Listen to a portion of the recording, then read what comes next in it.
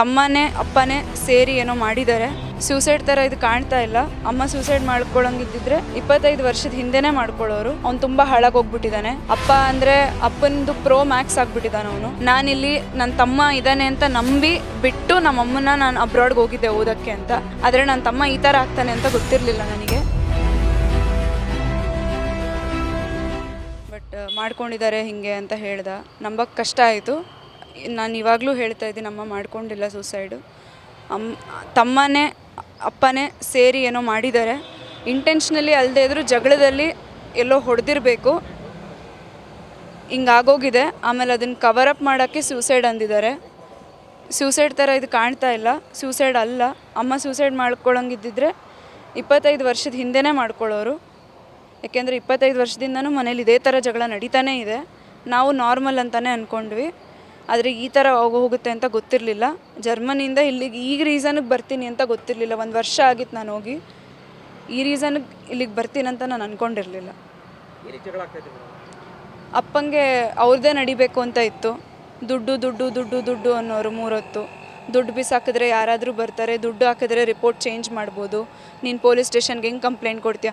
ಇದೇ ಪೊಲೀಸ್ ಸ್ಟೇಷನ್ಗೆ 1.5 ವರ್ಷದ ಹಿಂದೆ ಬಂದಿದ್ವಿ ಕಂಪ್ಲೇಂಟ್ ಕೊಡೋಕ್ಕೆ ಅಂತ. 3 ಗಂಟೆ ರಾತ್ರಿಲಿ ಚೆನ್ನಾಗಿ ಹೊಡೆದಿದ್ರು. ಅಮ್ಮ ಟ್ರಿಪ್ಪಲ್ಲಿ ಒಂದು ಅಂಕಲ್ ಜೊತೆ ಮಾತಾಡ್ತಾ ಇದ್ರು ಅಂತ ಹೇಳಿ ಅಮ್ಮಂಗೆ ಫ್ಲಾಸ್ಕಲ್ಲಿ ಹೊಡೆದು ಬಿಸಿನೀರು ಎರಚಿ ಅಮ್ಮನ ಮೇಲೆ ಕೂದಲಿಟ್ಕೊಂಡು ಎಳೆದು ರೋಡ್ಗೆ ಎಲ್ಲ ಮಾಡಿ ಅಮ್ಮನ ಮನೆಯವ್ರನ್ನೆಲ್ಲ ಕರೆಸಿದ್ರು. ಇವ್ರನ್ನ, ಸೋದರ ಮಾವನ್ನ, ಸೋದರತ್ತೆನ, ಅವ್ರ ತಮ್ಮನ್ನ ಎಲ್ಲ ಕರೆಸಿ ನಿಮ್ಮ ಹೆಂಡ್ತಿನ ನಿಮ್ಮ ಮಗಳನ್ನ ವಾಪಸ್ ಕರ್ಕೊಂಡೋಗಿ ಅಂತ ಹೇಳಿದ್ರು. ವಾಪಸ್ ಕರ್ಕೊಂಡು ಹೋಗ್ಬೇಕಾದ್ರೆ ಕರ್ಕೊಂಡೋದ್ರೆ ನಾನು ಸೂಸೈಡ್ ಮಾಡ್ಕೊತೀನಿ ಅಂತ ಅಂದ್ಬಿಟ್ಟು ಫೋಟೋ ಎಲ್ಲ ಕಳಿಸಿ ಬೆದರಿಕೆ ಮಾಡಿದ್ರು. ಸೊ ನಾವು ಅದಕ್ಕೆ ಸ್ಟೇಷನ್ಗೆ ಬಂದಿದ್ವಿ. ತಲಾ ಅವನು 3 ಕೊಟ್ಟರೆ ಅತ್ತೆ ಕಡೆ, 6 ಕೊಟ್ಟರೆ ಸೊಸೆ ಕಡೆ, ಆ ಥರ ಆಗಿಬಿಟ್ಟಿದ್ದಾನೆ. ಅವ್ನು ತುಂಬ ಹಾಳಾಗೋಗ್ಬಿಟ್ಟಿದ್ದಾನೆ. ಅಪ್ಪ ಅಂದರೆ ಅಪ್ಪನದು ಪ್ರೋ ಮ್ಯಾಕ್ಸ್ ಆಗಿಬಿಟ್ಟಿದ್ದಾನೆ ಅವನು. ಅಪ್ಪ ಏನು ಮಾಡಿದ್ರು ಅದನ್ನೇ ಹ್ಞೂ ಅಂತ ಇದ್ದಾನೆ. ಅವನಿಗೆ ತಪ್ಪು ಸರಿ ಏನು ಅಂತ ಗೊತ್ತಾಗ್ತಾ ಇಲ್ಲ.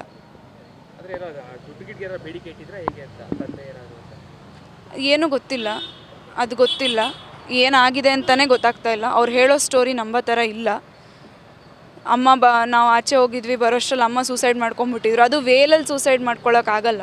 ನಮ್ಮ ಮನೆ ಮಂಚ ಮೇಲೆ ಸ್ಟೂಲ್ ಇಟ್ಟರೆ ಸ್ಟೂಲ್ ಅಲ್ಲಾಡುತ್ತೆ. ಆ ಸ್ಟೂಲ್ ಮೇಲೆ ಸ್ಟೇಬಲಾಗಿ ನಿಂತ್ಕೊಂಡು ಕಟ್ಟೋಕ್ಕಾಗಬೇಕು. ಅಮ್ಮಂಗೆ ಅಷ್ಟು ಇರಲಿಲ್ಲ ಸ್ಟ್ರೆಂತು.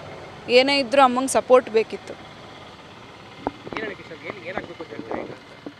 ಅಮ್ಮಂಗೆ ನ್ಯಾಯ ಆಗಬೇಕು, ಅಪ್ಪಂಗೆ ತಮ್ಮಂಗೆ ಶಿಕ್ಷೆ ಆಗಬೇಕು ಅವ್ರು ಮಾಡಿರೋ ತಪ್ಪಿಗೆ. ನಾನಿಲ್ಲಿ ನನ್ನ ತಮ್ಮ ಇದ್ದಾನೆ ಅಂತ ನಂಬಿ ಬಿಟ್ಟು ನಮ್ಮಮ್ಮನ ನಾನು ಅಬ್ರಾಡ್ಗೆ ಹೋಗಿದ್ದೆ ಓದೋಕ್ಕೆ ಅಂತ. ಆದರೆ ನನ್ನ ತಮ್ಮ ಈ ಥರ ಆಗ್ತಾನೆ ಅಂತ ಗೊತ್ತಿರಲಿಲ್ಲ ನನಗೆ. ಅಮ್ಮನ ದಿನ ಬೈಯೋನು ಅವನೂ. ಅದಕ್ಕೆ ಇವಾಗ ಅಮ್ಮನ ಕ್ರಿಮೇಷನ್ ಏನಿದೆ, ಅಪ್ಪ ತಮ್ಮ ಇಬ್ಬರೂ ಮಾಡೋಂಗಿಲ್ಲ. ಇದೇ ನಾನು ಕೇಳ್ಕೊತಾ ಇರೋದು. ನಮ್ಮ ಮಾವ ಮಾಡಬೇಕು. ಕೇಳ್ಕೊತಾ ಇರೋದೆಲ್ಲ ಹೇಳ್ತಾ ಇರೋದು.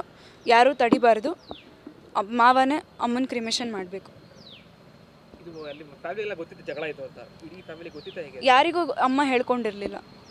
ಏನೇ ಜಗಳ ಆದರೂ ಅಮ್ಮನ ಮನೆಯವ್ರಿಗೆ ಫೋನ್ ಮಾಡಿಬಿಟ್ಟು ನಿಮ್ಮ ಮಗಳನ್ನ ಕರ್ಕೊಂಡೋಗಿ ಅಂತ ಹೇಳೋರು. ಅವ್ರ ಸ್ವಂತ ತಂಗಿ ಜೊತೆ 2 ವರ್ಷದಿಂದ ಮಾತಾಡೋಕ್ಕೆ ಬಿಟ್ಟಿರಲಿಲ್ಲ. ನನ್ನ ಜೊತೆ ಮಾತಾಡಬೇಕು ಅಂದರೆ ಪರ್ಮಿಷನ್ ಬೇಕಿತ್ತು. ಅಮ್ಮ ಹೆದರ್ಕೊಂಡು ಫೋನ್ ಮಾಡೋರು. ಸರಿ ನಿಮ್ಮ ಅಪ್ಪ ಬರ್ತಿದ್ದಾರೆ ಅಂತ ಫೋನ್ ಇಟ್ಬಿಡೋರು. ಮೊನ್ನೆನೂ ಹಾಗೆ ಮಾಡಿದ್ರು. ಫೋನ್ ಮಾಡಿದ್ರು, ಮಾತಾಡ್ತಾಯಿದ್ರು, ಮನೇಲಿ ಜಗಳ ಆಯಿತು ಅಂತ ಹೇಳಿದ್ರು. ಅಷ್ಟರಲ್ಲಿ ನಿಮ್ಮ ಅಪ್ಪ ಬಂದರು, ಆಮೇಲೆ ಮಾಡ್ತೀನಿ ಅಂತ ಇಟ್ಬಿಟ್ರು. ಅಪ್ಪ ಆಡಿಟರ್, ಅವ್ರದ್ದೇ ಸ್ವಂತ ಆಫೀಸ್ ಇದೆ.